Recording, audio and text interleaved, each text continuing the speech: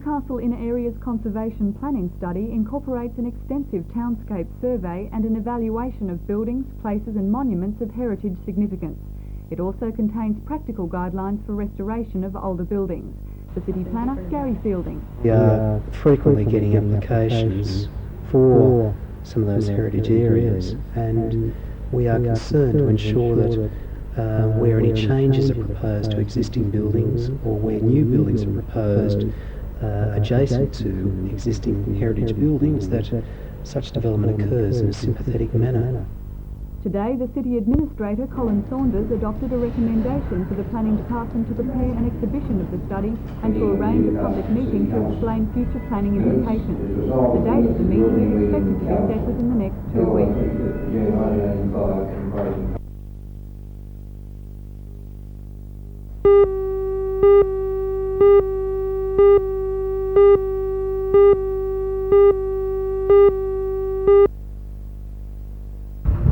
Conservation farming is a practice gaining wider acceptance across Australia as a means of increasing productivity with consideration to the capabilities and suitability of the natural environment. Previously, contour and crop and pasture rotation were popular methods of achieving this aim, although with the increased need for conservation farming has also come higher technology, namely electric fencing and elaborate solar panels to recharge them. And this new technology, which the Scone Soil Conservation Service Research Centre is keen to introduce farmers too. According to researcher Richard Henry, electric fencing costs only 1/3 of conventional fencing and has the added advantage of being either permanent or temporary. Hence it should prove a great asset to graziers eager to improve the productivity of hilly grazing paddocks.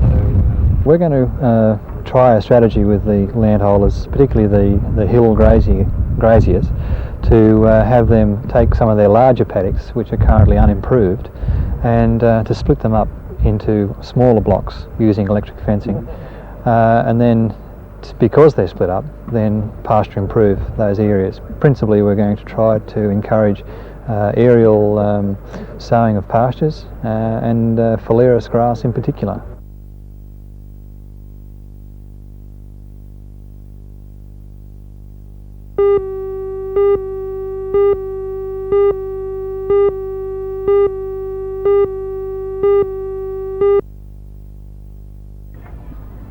The West Lakes Activities Van is a mobile unit funded by the Department of Youth and Community Services. The area covered by the van's team of 4 extends as far as West Walls End in the north and YE to the south. Today was an open invitation for the 37 playgroups in that area to visit the Bolton Point Neighbourhood Centre. It was a time for parents to seek information on the van's services, and also a chance for the young ones to explore and try their hand at the latest educational toys. Coordinator of the activities van, Judy Cobb, says that although they assist the various playgroups, they also offer other services to youth. We offer a range of services. We've got basically 3 components to the van: an early childhood component, an after-school component, and a youth component. Now, the youth component runs basically weekends, where it's a permanent type of program at West Walls End. The other 2 components of the van are more innovative type of programs, where we actually go out and we identify a community need. We establish, or help community groups establish a program to meet that need, help them get to a point where they're self-sufficient, and then we withdraw and move on to another community.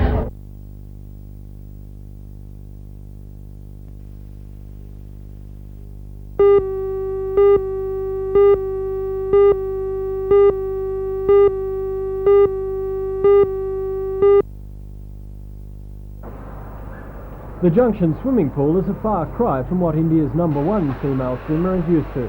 Swimming in her hometown near Bengal in India doesn't even involve a pool for 15-year-old Buddha Chhabra. And there is no pool. So we're practicing in pond and river, and sometimes their coaches there are not coaches. The Indian government has sent Buddha out to Australia for 6 months training in a bid to make all most promising swimmers the best in all angles. She's been swimming since she was 5 years old, and won her first medal, a bronze at the Asia Parties in Hong Kong 2 years ago. She'll be competing against our top swimmers in the Strait titles in fortnight and in the Nationals in August. In Newcastle, she's showing the swimming coach Alexander in his life. She's training under Armour. He himself has just returned from a 3-month stay in India at the invitation of the government to coach their national swimming team. Well, at the moment she's the queen of swimming in India. She's their top athlete as far as swimming is concerned. This has only just been established in the last 3 months, and that's why the Indian government has sent her out to Australia. And how important is the training for her out here? Oh, most important. The government wanted to win a medal at the next Asian Games next September, and they're prepared to pay a fare and send her out here for up until the end of March.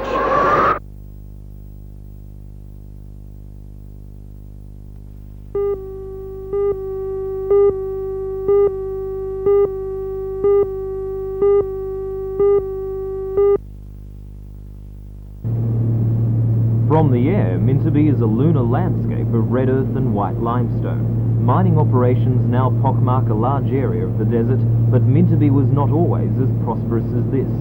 30 years ago, the first opals were found in the limestone, but it was only 9 years ago that a down-and-out miner made the first big strike. Now a shifting population of between 250 and 300 miners and their families live and work here. Each week miners arrive from Lightning Ridge and Coober Pedy as production surpasses those two centres. However, the town is almost deserted in summer, where temperatures of up to 56 degrees Celsius force the miners to look for cooler work. The opal fields are scarred by huge open cuts, but the majority of opals are found by tunnelling.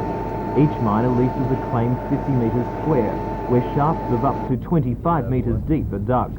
It's grinding work, which only occasionally makes a miner rich. Ailsa Solder and her husband have been at Mintabee for 7 years. Ailsa, who is the president of the town's Progress Association, says that once you start opal mining, it's hard to stop. Oh, it has its funny sort of attraction. I suppose it's the fact that it's like gold fever, opal fever. It's a bit like drugs. Once you're hooked, you can't kick the habit. And has it paid off for you? Oh, well, we've just managed to survive mainly. Well, every week we hope, or every bit more we do, we hope that's going to be it. Same as other people always hope. That's what keeps everybody there, I think. The uncertain life of the Mintabee opal miners is made even more uncertain by the owners of the land, the Pitjantjatjara Aborigines. Despite its prosperity, the future of Mintabee seems to be limited. In the year 2002, the Aborigines will be able to take back their land, and while miners will be able to negotiate for 5-year leases, it seems likely that most of them will leave, and leave Mintabee the way they found it.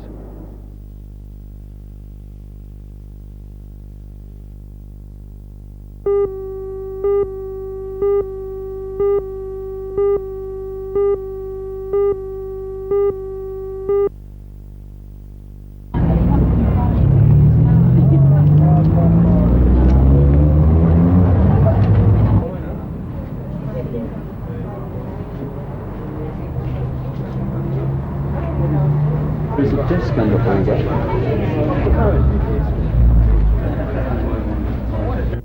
And is this somewhere where people...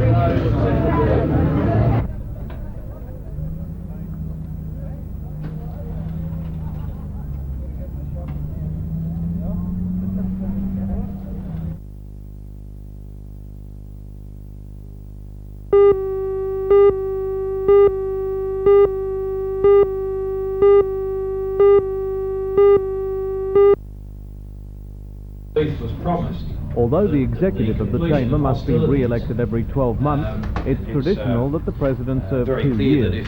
Peter Evans, the outgoing president, was one of the driving forces behind the Newcastle Taxation Office. The new treasurer is David LeMarchant, the new vice president is Peter Rundle. Mr. Laurie Molyneux takes over from Peter Evans. He says that decentralisation to Newcastle will be a dominant theme under his leadership. I firmly believe that the decentralisation and our regionalism program are the things we should be concentrating on. The Taxation Office is a great achievement for decentralisation, and we hope that the Maritime Services Board restructure will assist a more local content in the management of the harbour.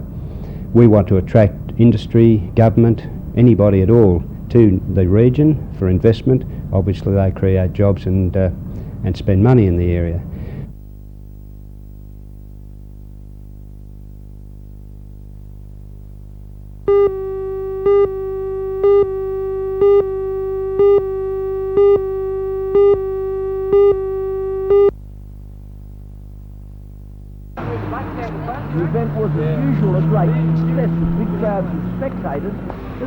1,200 participants.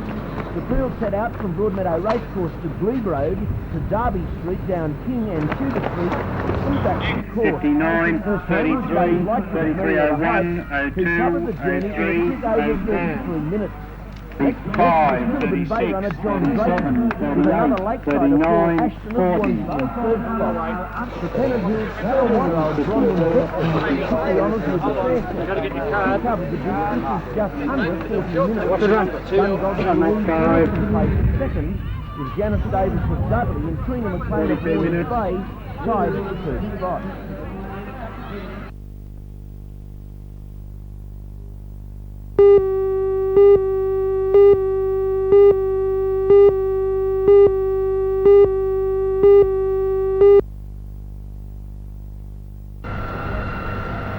The Brick and Iron Factory in Port Stephen Street housed the Hunter Valley Filter Service. 3 brigades were rushed to the fire just after 1 o'clock. Firemen used breathing apparatus in the smoky confines of the building. Filters, rags and other flammable objects burned fiercely, but it took time and only 20 minutes to bring it under control. Raymond Terrace police say there were no suspicious circumstances. A short time after, rescue services were called to a head-on collision on Marsh Road near Bob's Farm. The driver of this Daihatsu Charade, 18-year-old Louise Taylor of Raymond Terrace, lost control of her car when it hit water lying on the edge of the road. The car veered sideways into the path of this brown utility, driven by 38-year-old John Hanson. He wasn't hurt. Miss Taylor was treated with suspected fractures and flown to Royal Newcastle Hospital by rescue helicopter.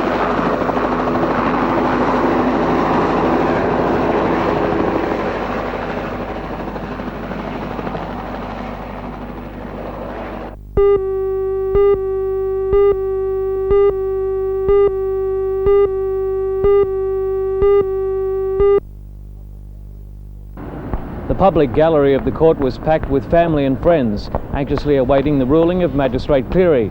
Police prosecutor Sergeant Brian Bourne told the court that in the course of investigations, the question had arisen as to whether the cause of a death could be attributed to assault. He said Mr. Connellan was injured early Saturday morning after being involved in a fight outside the Big T Roadhouse Cafe near Doyleson. The court was told Mr. Connellan drove to his home at Anna Bay, where he later died. Preliminary medical investigation said his death was caused by a fractured skull, but the post-mortem this morning revealed that Mr. Connellan died of coronary thrombosis. Knowles and Uphill both pleaded not guilty. They were granted conditional bail of $2,000, and their parents insured the bail conditions with the forfeiture of a further $2,000. The case has been adjourned until the 23rd of August.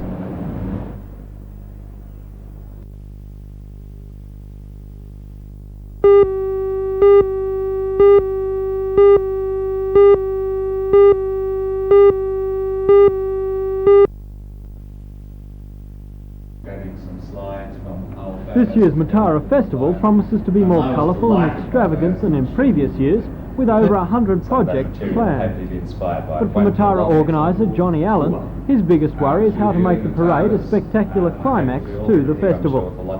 Last night at the City Hall, a meeting was held with interested people who have the same desire to make the parade a success.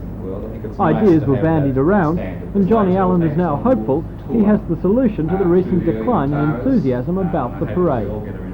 We're proposing for it to be called Newcastle on Parade, and the idea is for it to be a statement of Newcastle, all of the elements of Newcastle, but represented as creatively and colourfully as we can. In the past, the parade's almost been a bit of an anti-climax to the Matara Week. Are you hoping that it'll be more than this year? We certainly are. We're hoping for it to be the climax of the whole of Matara. I think the motivation behind parades has sort of gone down in recent years, and what we're trying to do this year is to bring the parade back to life. And how are you proposing to do that? Partly by doing a lot of footwork and a lot of talking, and partly by trying to inspire people with what parades were in the past. It's the 25th festival, it's a time to look back, and we feel even if this is the last Matara parade, that this year it will be the grand parade.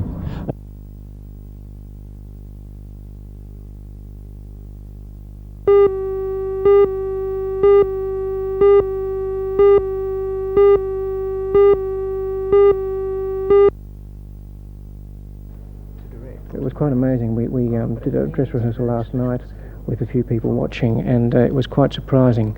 At certain moments in the performance last night, Nick Enright playing the part of Elliot, which Coward played in the original production. It was remarkable because at times it was almost as if Coward had come back and was on the stage himself. I mean, you saw flashes of the writer as performer in this play, and it was really quite stunning. You've already had quite massive sellouts for a production here. Would the play have stood up on its own without your two stars? Yes, I think so, but I mean, it's such a tremendous bonus having Helen Morse and Nick Enright playing the two main parts in this production, and they're obviously drawing people, you know, in their vast numbers. But apart from Helen and Nick, we have two other very good people in the cast as well, so it's a really good cast all round. For most of those involved in the production, the culmination of their work begins tomorrow night with the opening of the play. For set designer Brian Nicholas, his work is almost over. Brian was resident designer for the theatre company in 1982 and was called back to design the private live set. The theatre is a very small space, and Noel Coward demands two total sets. It's a theatre that has no flight, no wing space and no revolve, and therefore technically it's been quite difficult. How have you managed to get around it? By revolving trucks, i.e. one side of the truck is Act 1 and the other side the subsequent scenes.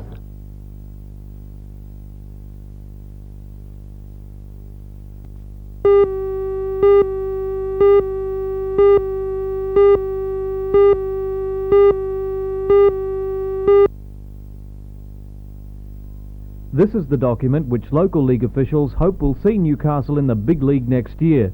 It's a high-quality 16-page brochure which outlines how Newcastle meets the 14 criteria set down for entry into the Sydney competition.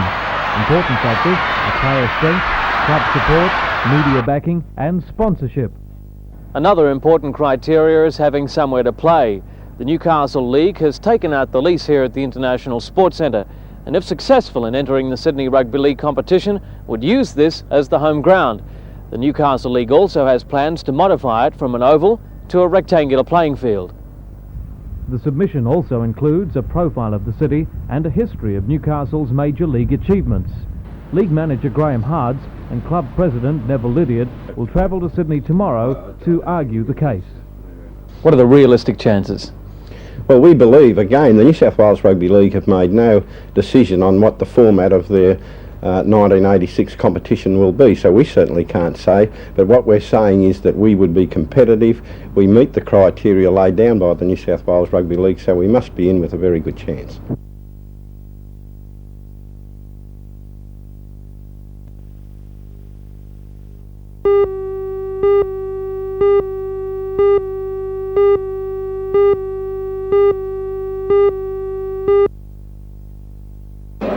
The Research Society is made up of general practitioners, doctors from local hospitals and members of Newcastle University's medical faculty.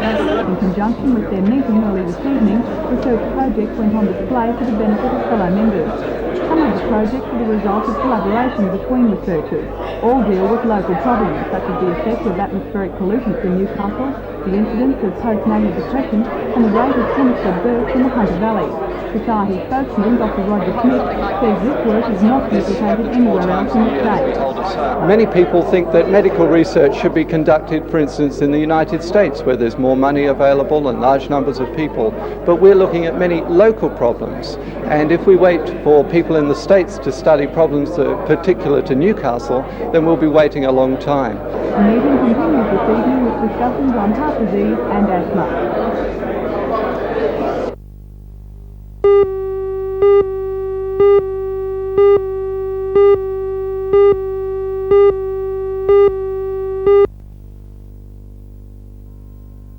The 20-unit development proposed for vacant land near Kotara Railway Station is on display at the Newcastle City Administration block, and the public has been invited to comment. One area of concern is the drainage problems that may occur as a result of any further building in the area. At the moment, the stormwater drain is etched through the property, and after heavy rain, ponding occurs. Residents say that if the project goes ahead, that water will find its way into their properties, causing flooding. The development, which is designed by W.J. Lindsay and Associates, involves 10 single-storey and 10 double-storey units. At this stage it's unknown who will buy the property, but according to the developer, it will be offered to the Housing Commission.